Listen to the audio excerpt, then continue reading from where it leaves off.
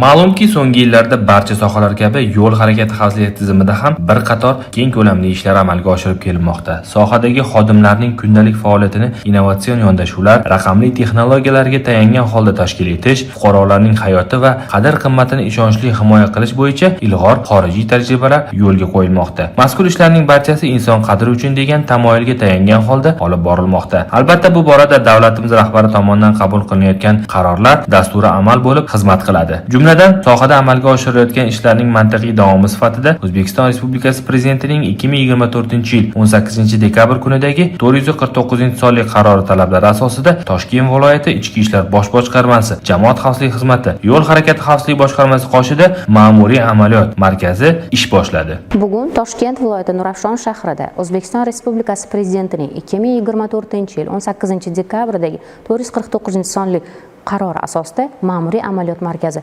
tashkil etildi. Ushbu ma'muriy amaliyot markazida yo'l harakati qoidalarining buzilishi bo'yicha bevosita ma'muriy huquqbuzarliklar hamda maxsus avtomatlashtirilgan foto-video qayd etish moslamasi orqali aniqlanadigan huquqbuzarliklar markazlashgan holda ko'rib chiqiladi.